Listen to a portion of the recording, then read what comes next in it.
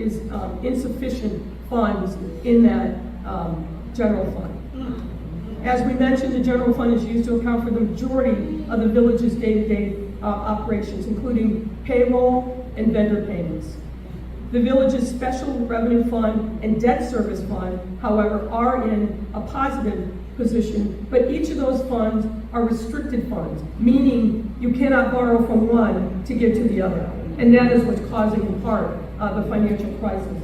What's next you can see is a graphic that depicts where we started as of April, where the village started as of April of 22, with positive of $5.6 million in the general fund, and where we are as of May of 2024, which is a negative $3.65 million.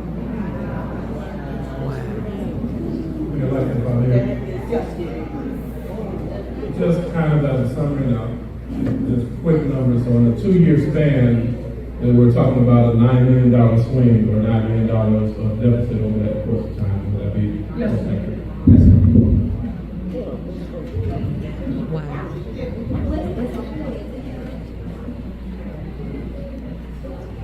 Right. Turning now to the increasing expenditures of the village. Over the last 3 fiscal years, the average monthly expenditures of the village have increased by nearly 30%.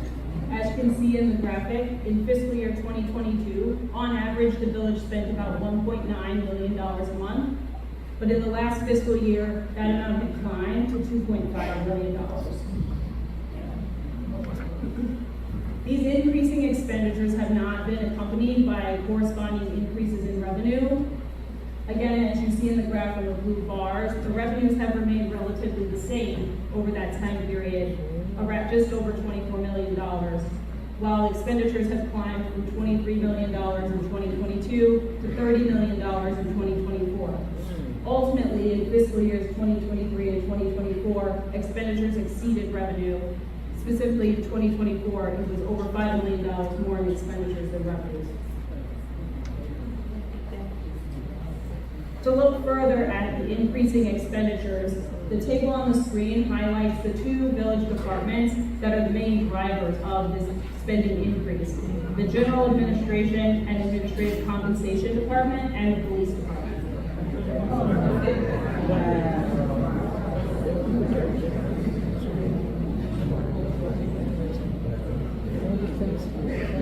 Turning first to the General Administration Department. Turning first to the General Administration line, the increase in expenditures here has grown about approximately 47%.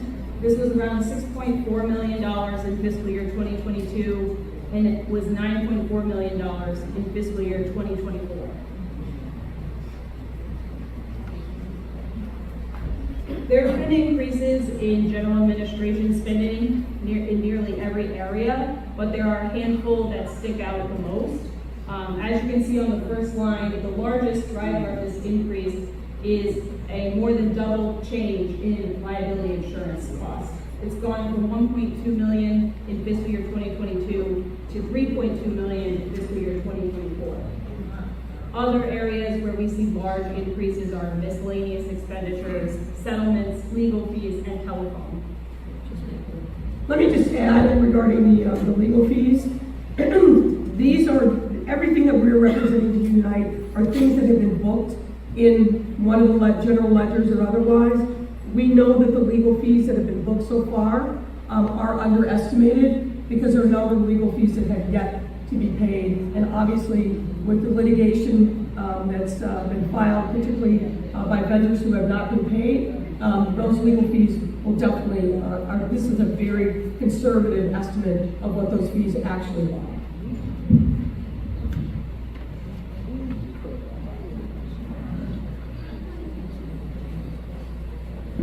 Let me drill a little bit down also in what we're seeing so far with the police department. Those expenditures have increased approximately 21% since FY22. Some of that is obviously driven by the union contract and making sure that there's retro pay and that police officers are compensated according to the collective bargaining agreement. Within the police department expenditures, categories with large increases include overtime, other miscellaneous expenses, and I will tell you we don't know exactly what that is, but we're working on unpacking that, contractual services, other professional services, and medical insurance. We wanted to highlight for you, particularly given overtime, what we saw as two outliers in officers. Officer Terry Young and Officer William Reed. Both of these individuals in the last 2 years have earned more in overtime than their base compensation. And you can see these numbers here.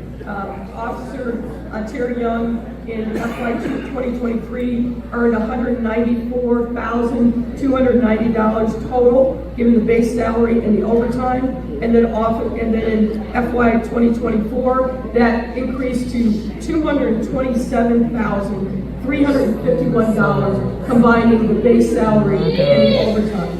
Officer Reed for FY 2023 had a total earnings of $145,450, and in FY 2024, $192,732. We thought it also important for you to know that Acting Chief Lacey has accumulated overtime. It's our understanding that he is not part of the collective bargaining unit and has not been for some time, which under normal circumstances would mean that he is not entitled to overtime. But as you can see here, for FY 22, FY 23, and FY 24, and we're now in fiscal year 2025, through those 4 years, he's accumulated $215,747 just in overtime.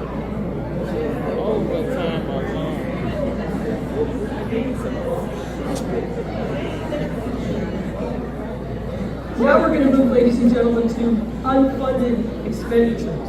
And this is really focused on, as we alluded to, we're going to move to unfunded expenditures, and this is really focused on checks that have been approved by the board from warrant lists that have come before the Board of Trustees, but held and not sent to the vendors. Based on the records that we have reviewed, since March of 2023, the village has been unable to pay all of its monthly expenditures with available cash balance. Since that time, nearly every month, a portion of the checks approved and printed have been held by the village due to unavailability of funds. Per records from the John Kasperick firm, as of June 18, 2024, there are 589 checks totaling over $6 million that have been approved, printed, but not transmitted to vendors. And that is a big driver of the deficit in the general fund. This over $6 million in held checks, I want to caution, does not account for additional monies potentially owed by the village to vendors for which checks have not even been printed. These categories, which we are looking into, include, for example, invoices that have been received by village departments, but for one reason or another may not have been entered into the accounting system, which is called My Viewpoint. These invoices could have been entered into the accounting system, but not been approved by department heads or by the village administrator. And this could also include invoices that have not been approved by payment for the Board of Trustees. You're aware that from time to time, the warrant lists are presented. The trustees say, pay this, not pay that. Well, those checks that are on the warrant list roll over from time to time. And it probably makes sense just to explain really briefly. There is not a centralized repository for vendors to put their checks in electronically, or their invoices, I should say, so that it's automatically in the system. It has to be either hand-delivered or sent via email. It goes to the appropriate department head. Then it's up to that department head to approve and enter those invoices into the MyPoint system. And it depends upon the dollar amount of the invoice, who has final approval for those invoices to make it onto the warrant list. But that's the way the process works now. It will not surprise you that one of the recommendations that we will have when we finish our work is that the village invest in an automated system so that nothing falls between the cracks. The vendor will be able to see real time, where is my invoice moving through the system, and you'll know where it sits, either with the department head or otherwise.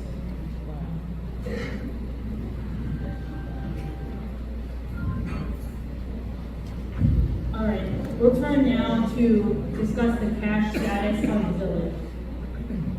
So the village has 22 different bank accounts. A majority of those bank accounts are designated for the special revenue funds or bond escrow funds. So the money in those bank accounts is restricted and shouldn't be used for day-to-day operations. I'll also note that these 22 accounts don't include the pension assets. The pension assets are held in separate trust accounts.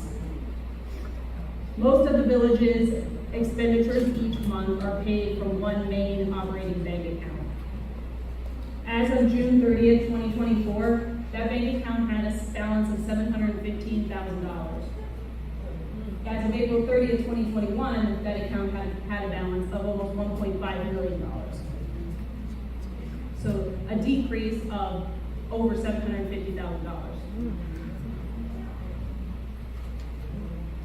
In addition to the main operating account, historically the village has held its excess cash in an account known as Illinois funds. Illinois funds are interest-bearing accounts that are managed by the Illinois Treasurer's Office that allow municipalities to earn interest on their excess cash balance. The balance in the Illinois funds account as of June 30th was only $3,900. As of April 30th, 2021, that balance was over $2 million.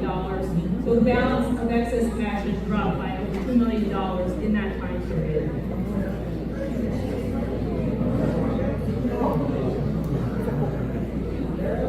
The monthly financial reports include a summary of the unrestricted cash balances of the village each month. Within these summaries, the balance reflected already accounts for those held checks that Mayor Lightfoot was just discussing, checks that have been issued that haven't cleared because they haven't been sent yet to vendors. What you can see on the chart is that the unrestricted cash balance of the general fund has dropped from almost $5 million as of April 2022, and it is now, accounting for all of the checks that have yet to be sent, is now in a deficit position of over $5.5 million as of May of 2024.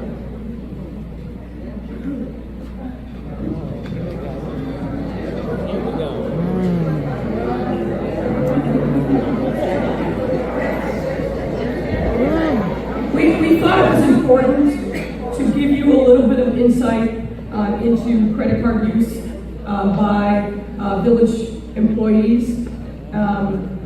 We do not have complete information yet. It is our hope that we will get further cooperation and be able to have a complete picture of credit cards, but we wanted to share with you what we do know so far. We are aware that over this time period, from 2021 to the present, the village used 6 different credit cards at various points, from January 2021 through May of this year. 4 American Express cards that appear to have been used by various folks within the police department.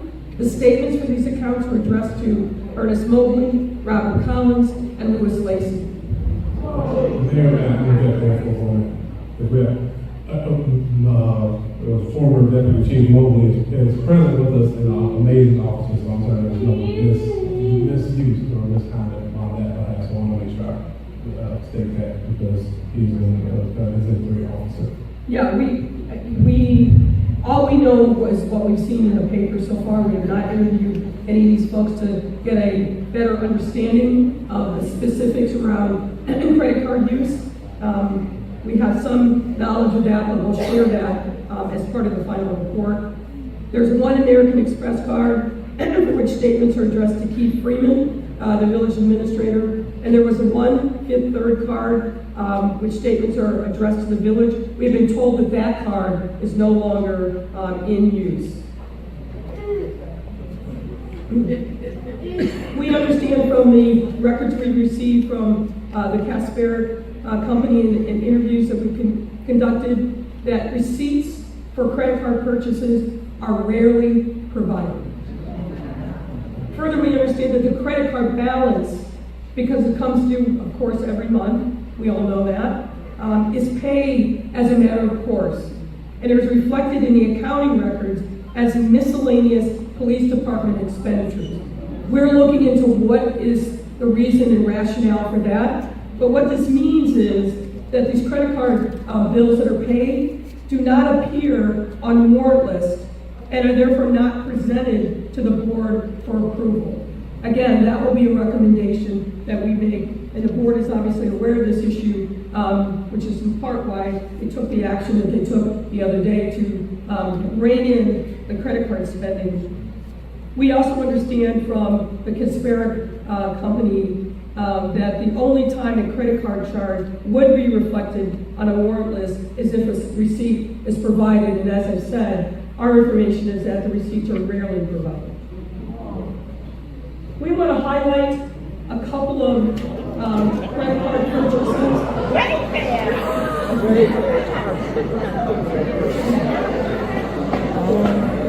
You're having the same reaction that we did with yourself.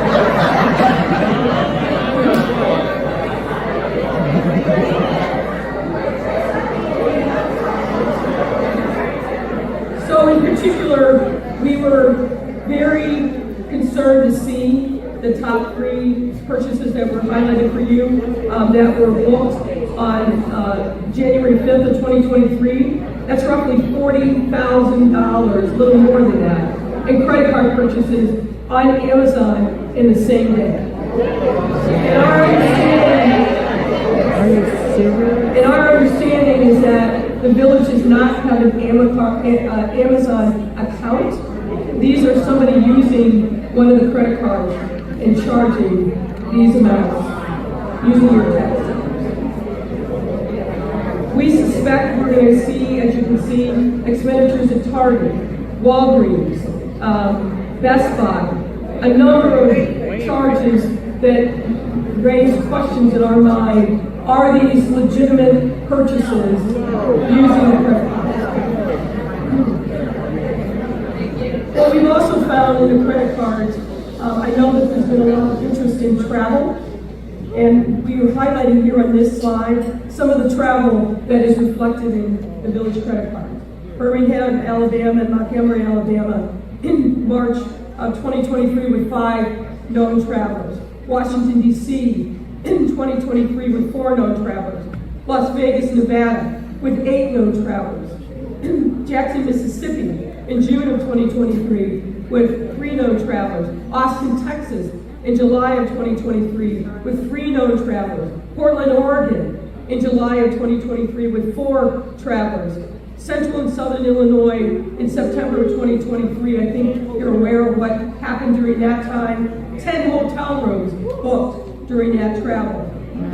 Travel to New York City in October of 2023, 1 traveler. Atlanta, Georgia in November of 2023, 1 traveler. On the village's credit cards. I caveat that because we will, and are continuing to look at, I'll say cross-pollination between the village and the township and the credit card use there as well.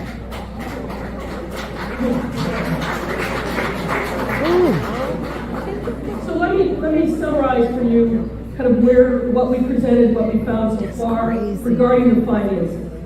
The general fund is used to pay the vast majority of the village's expenses, as you heard. As of May 31st of this year, the fund had a negative balance of $3.65 million. The village's general fund expenditures have exceeded revenues the past 2 fiscal years, ending April 30th, 2023 and April 30th, 2024.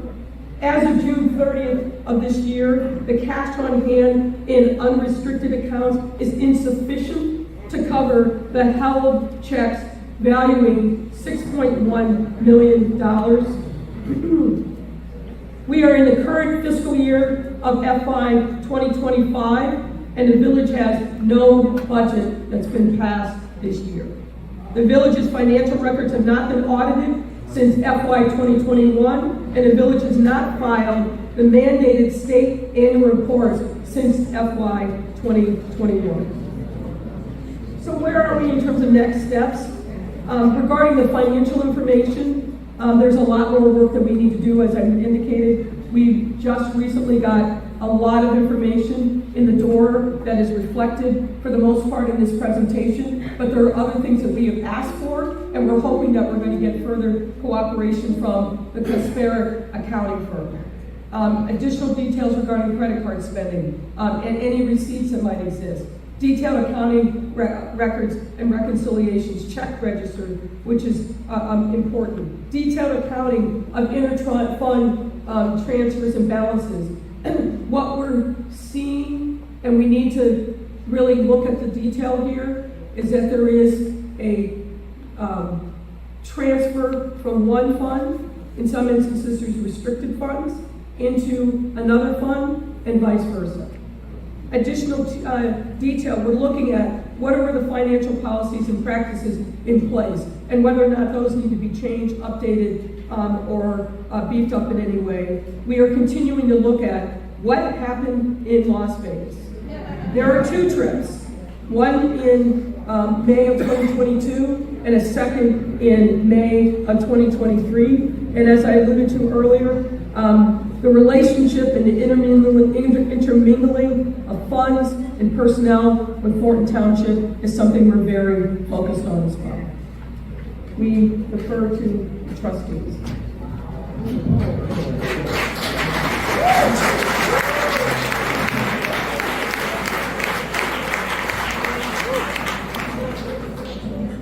Well, first and foremost, I want to thank Mayor Lightfoot, her colleagues, as well as our legislative attorneys as well for those time and effort put into that. So again, I'll ask for a round of applause for the work that's been done.